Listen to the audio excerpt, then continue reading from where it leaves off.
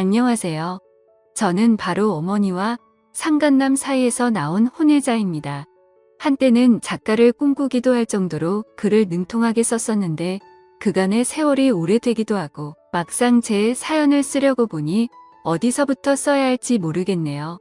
저는 현재 서울에 있는 어느 후미진 달동네 작은 단칸방에서 살고 있는 60대 노인입니다. 원래 가족은 아내와 딸 하나가 있었는데 지금은 다 안 보고 살고 있습니다. 사람의 인연은 때론 참으로 가볍더군요. 부부의 연은 말할 것도 없고 같이 있다 부르짖던 천륜조차도 간혹은 잘 지내는 이웃들보다도 별 볼 일 없을 때가 있습니다. 예전에는 우리 가족이 그렇단 얘기는 아니지만 다른 사람들이 그렇다고 합니다.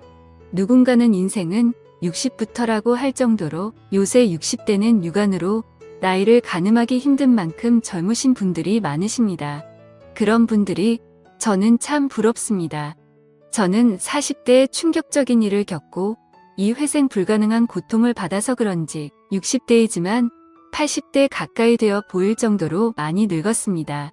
세월의 흔적인 주름은 그 사람이 어떤 삶을 살았는지를 알려준다는데 거울을 보면 전 스스로가 부끄럽고 흉측하게 이를 데 없어 가끔 모습에 치가 떨리기도 합니다. 태어나면서부터 제가 모두에게 재앙인 존재였다는 것을 모르고 산 것도 큰 죄입니다. 모든 건 제 부정한 어미로부터 시작되었습니다. 어미 역시 제대로 맘먹고 드러내면 제 인생만큼 역겹긴 마찬가지겠지요. 저는 어렸을 때 외아들로 부모님과 화목하게 살았다고 생각했습니다. 저희 아버지가 출판사 사장으로 근무했던 덕분에 전 책을 가까이서 접할 기회가 많아 자연스럽게 책과 가까이 지내게 되었고 글 쓰는 것도 좋아해서 일찌감치 진로를 결정했습니다. 제게 꿈을 심어준 아버지는 다정다감한 성격인 반면 어머니는 오히려 무뚝뚝하고 감정 표현을 잘 안 하시는 분이셨어요. 사근사근한 성격이 아니라서 어렸을 때부터 친엄마임에도 불구하고 벽이 있었습니다. 친구처럼 친하게 지냈던 아빠와는 달리 엄마와는 뜻이 딱딱한 관계로 지내었고 아버지는 그런 엄마와 저를 친하게 지내게 하려고 했는데 제가 엄마를 닮았는지 둘 다 성격이 비슷해서 항상 평행선을 유지했어요. 그러던 중 중학교 2학년 때인가 머리가 굵어지려 할 무렵 저는 친구네 집에서 놀다 오던 밤에 엄마와 오래전부터 저희 집에 드나들었던 아빠의 지인 후배가 여관에서 나오는 것을 발견했습니다. 믿을 수가 없더군요. 맨날 집에서는 굳은 얼굴만 하고 있던 엄마가 그 남자를 만나는 순간부터 즐거워하며 웃고 있었습니다. 그 파렴치한 놈은 독신으로 어쩜 큰 거와 잘 맞던지 심장이 무너져 내리는 것 같더라고요. 엄마가 다른 남자와 외도하는 모습을 목격하는 그 억장이 무너지는 심장은 차마 당해보지 않은 절대로 모를 것입니다.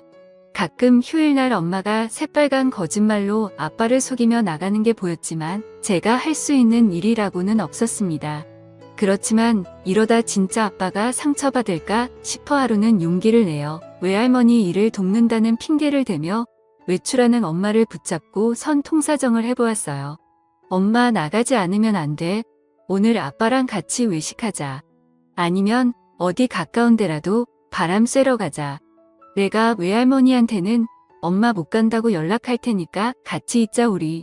하지만 엄마는 절딱한 눈빛으로 한참을 보다가 어깨를 토닥이고는 미안하다며 꼭 가봐야 한다고 기어이 나서더라고요. 외할머니 일을 돕는다면서 유난히 새빨간 입술에 뾰족 구두를 신고 나갔던 엄마였네요. 제가 말려서 될 일이 아니란 걸 깨달았습니다. 저는 그 이후로 속으로는 엄마 취급도 안 하면서 살았어요. 제발 엄마가 그놈과의 더러운 관계를 들키지 않기를 그저 아빠가 이 모든 추악한 진실을 모르길 바라는 마음으로 하루하루 살얼음판을 걸으며 살았지만 저를 보며 웃는 아빠를 위해 효도하고 싶었습니다. 철이 빨리 들어 공부도 앞차같이 더 열심히 했고 아빠가 기뻐하는 일이라면 다 해주고 싶었습니다. 덕분에 저는 늘 상위권의 성적을 유지했고 고3 때 본 시험은 운이 좋은지 만점 가까이 나왔습니다. 문내 창작과나 국문학과를 지원하려는 절 다들 뜯어말리며 전문직을 가질 수 있는 과를 가라며 조언했지만 단 한 사람 아빠만은 제 꿈을 응원해 주더라고요. 아빠는 우리 아들이 꿈을 갖고 있는 것만으로도 참 좋다. 누구네 자식들은 이 꿈도 없다고 하는데 넌 목표를 세우고 이루기 위해 최선을 다해 노력하니 아빠는 그런 너가 참 자랑스러워 뭐. 만약 이도저도 안 되면 아빠 출판사에 와서 같이 동업하면 되지 않? 그러니 다른 사람 말 듣지 말고 너가 하고 싶은 거 하면서 잘해 나가라고 말씀을 해주시니 어찌나 감사하던지요. 저는 아빠의 조언을 가슴 깊이 새긴 채 든든한 아빠의 배움을 받고 시험장을 들어가려 하는데 히익하는 소리와 동시에 사람들이 웅성거리는 게 아니겠어요. 얼떨결에 보니 맙소사 방금 전까지 절 바래다주며 시험 잘 보라던 아빠가 제 눈앞에서 교통사고를 당하셨습니다. 저는 차마 믿지 못할 현실에 정신이 아득해져 왔고 사람들을 물리치고 아빠를 껴안으며 우리 아빠 좀 살려달라고 엉엉 울었습니다. 대학 시험이고 나발이고 아빠를 쫓아 병원으로 향했습니다. 아빠는 혼수 상태로 4일 정도 있다가 깨어나셨고 교통사고의 대가는 참으로 인정하기가 흡독했어요.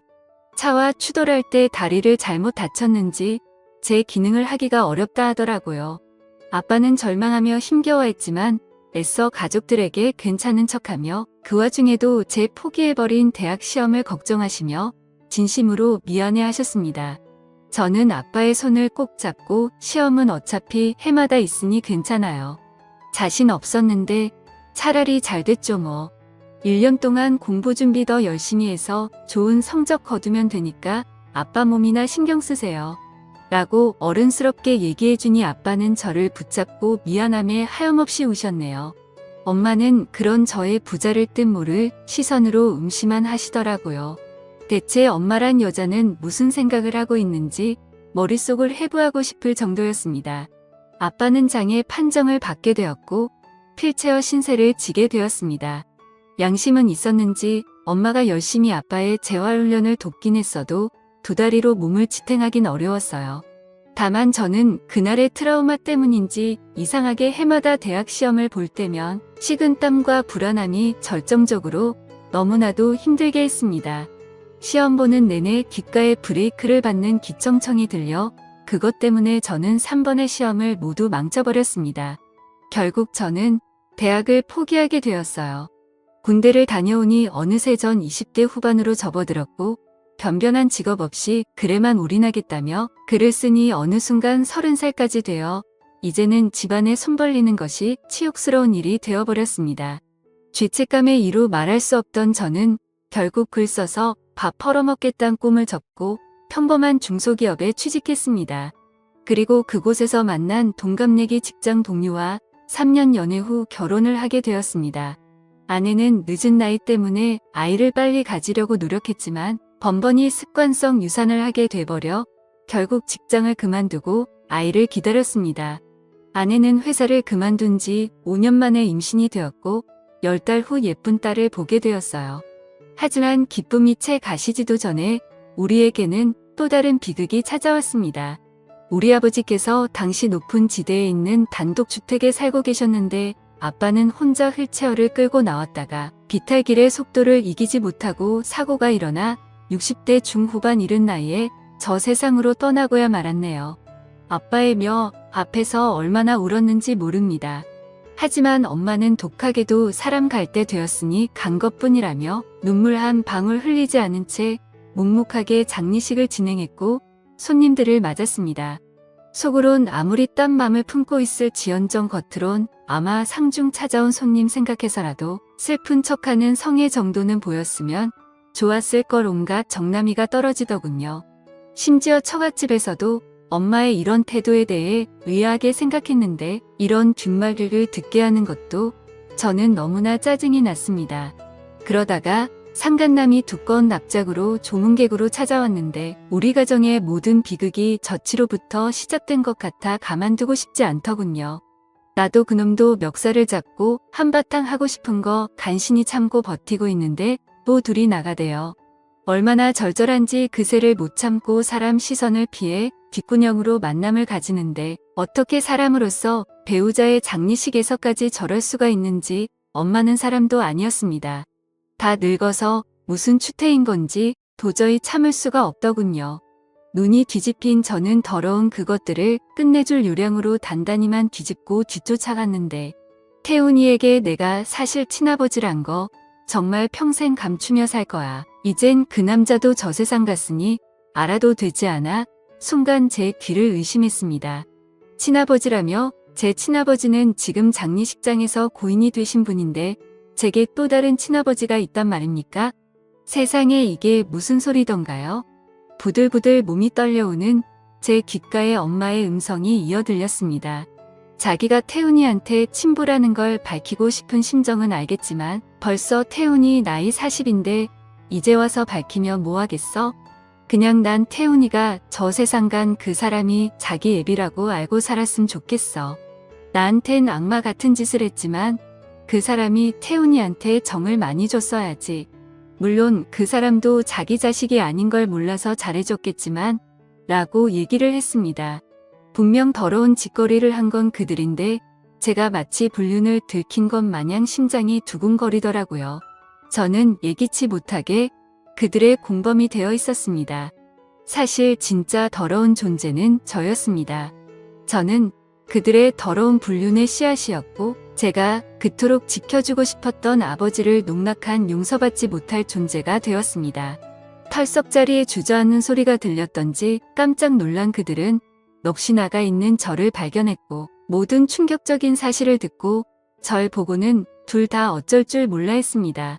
고통스러움에 몸이 말아들어 숨을 쉬기가 힘든 와중에 왜 이렇게 눈물이 쏟아지던지 흘러내린 정확한 눈물의 의미조차 모른 채 저는 한참 동안 이렇게 땅에서 뒹굴며 통곡했습니다. 아버지 장례식에선 눈물 한 방울 흘리지 않던 엄마가 그런 제 모습을 보고 덩달아 눈물을 떨어뜨리더라고요. 미안해 태훈아. 이런 식으로 알게 하고 싶진 않았는데 사실 내 아버지는 아무 소리 하지 마. 엄마는 어떻게 이렇게 한결같이 잔인할 수가 있어. 엄마는 악마야. 절대로 용서받지 못할 끔찍한 사람이라고. 나 엄마 죽어도 용서 못해. 이젠 우린 끝났어. 다신 보지 말아요. 이 지긋지긋한 악연 모두 다 끝내자고요라고 하자 엄마는 입술을 깨물고는 억울한 듯 제게 항변했습니다. 잔인한 건 네 아버지 아니 그 사람이야. 내가 평생 어떻게 살아왔는 줄 알아?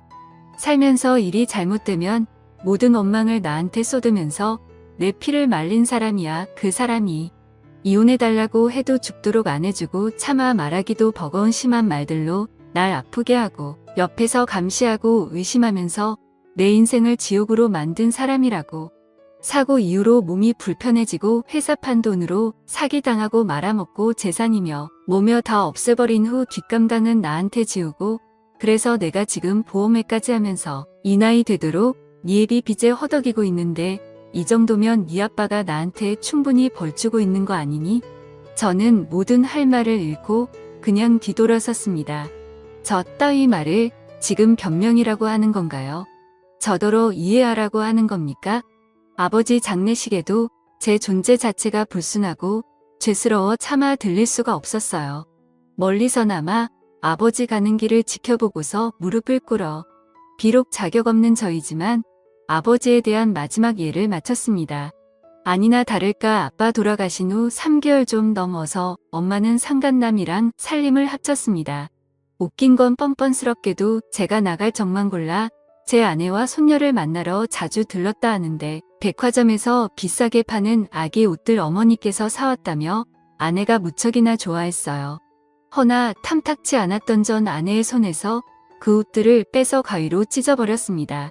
그러던 어느 날 어머니는 제가 집에 있는 줄도 모르고 버젓이 상간남과 집에 왔는데 물 만난 고기 마냥 아빠 돌아가신 후 상간남과 함께하는 삶이 즐거운지 아주 신수가 흔하다이다. 아내는 어머니께서 우리를 위해 준비해준 거라며 받은 돈봉투를 내밀고는 딴에는 시어머니와 절 화해시킨답시고 노력했지만 전 보란듯 아내의 손에 돈봉투를 빼서 딱지 내리꽂듯 내팽개쳤네요. 그 모습을 본 상간남 나부랭이가 서류를 하나 내밀고 꼴값을 떨며 말하더군요. 나돈이 전에 아버지처럼 내 꿈을 이루게 해주기 위해 노력하고 싶다.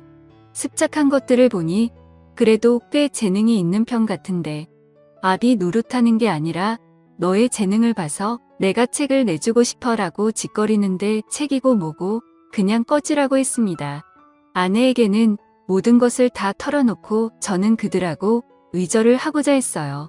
하지만 아내는 도무지 제가 이해가 안 된다는 듯 그간 그들이 쳐놓은 공작에 걸려서 그랬는지 어머니와의 천년을 배반한 저만을 탓했습니다. 사실상 당신을 잘 키워주신 분이 긴 하지만 엄연히 따지면 돌아가신 아버님과는 아무 혈연 관계가 없잖아. 그것 때문에 왜 진짜 천년관계인 친어머니를 끌어내려고 하는데 친아버지 친어머니 이제 다 만났는데 화합해서 행복하게 살 날만 남은 거 아니야. 돌아가신 아버지 집에서 당신 이런 마음 알아주기라도 해서 뭐 한 푼이라도 도움 준대. 내가 그간 말을 안 해서 그렇지 어머님 아버님 덕분에 얼마나 도움 많이 받았는 줄 알아. 힘든 와중에서도 자식들 살라고 도움 주시는 걸 보면 진짜 가족을 못 알아보겠어 라며 가족의 정의에 대해서 늘어놓는데 저는 일단 아내가 그런 마음을 갖고 있었다는 것과 이제껏 저 몰래 그 파렴치한 것들에게 돈을 받아 생활비로 보탰었다는 것에 분노한 저는 아내와 크게 한바탕하고 집을 나와버렸습니다. 저는 그렇게 생각해요. 오직 천년이라는 관계 하나로만 본다면 제가 그들에게 한 짓은 죄가 되어 마땅합니다. 짐승보다도 못한 죄를 저질렀지만 어쨌거나 그들은 제 친부모니까요. 하지만 전 저를 키워주시고 사랑으로 길러주신 아버지의 정이 자꾸만 생각나서 저를 향한 그 큰 사랑이 떠올라 그 마음을 은혜를 묻히게 하고 싶지 않습니다. 천년보다 더 큰 것은 은혜라고 생각하니까요. 아내도 저도 잘못한 것이 없고 서로 의견이 맞지 않은 건 어찌 보면 당연한 거지만 저는 더 이상 아내 얼굴을 보기가 힘들더군요.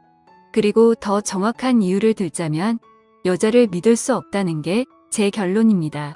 아내는 모르지만 혹여나 아내가 저 몰래 다른 놈의 아이를 임신한 게 아닐까. 저는 마음에 걸려서 몰래 유전자 검사를 했다가 친절하고 확인한 후 안심하고 또 그런 제 모습에 실망하고 아내와 딸에 대한 미안함이 밀려들어 한동안 방황하고 너무나 괴로웠습니다. 아내에 대한 잊혀진 증세도 보이려 하고 아내의 모든 말과 행동이 너무나 의심이 들면서 살았는데 정신이 들어보니 아내가 제발 그만하라며 울고 있더라고요. 전 견디질 못하고 아내와 딸을 떠나버렸고 결국 이혼하게 되었습니다. 어머니의 부정한 짓에 대한 나비 효과는 결과적으로 제 가정을 잃게 만들었고 가족에 대한 신뢰를 잃게 만들어 버렸습니다. 전 혼자가 되어 버려서 60이 넘은 이제껏 힘들게 막노동 일하면서 단칸방에서 외롭게 생활하고 있네요. 죽지 못해 사는 맘이 딱 제 상황인 것 같습니다. 다만 한 가지 아른거리는 건 저희 딸이에요. 우리 딸도 이제 대학생이 되었을 텐데 그 아이가 많이 보고 싶어요. 아내도 재혼해서 가정이 있고 그 아이는 아내의 남편에게 아버지라고 부르며 잘 살 텐데 딸에게 혼란을 주고 싶지 않은 마음도 드네요. 제 사연을 읽어주셔서 감사합니다.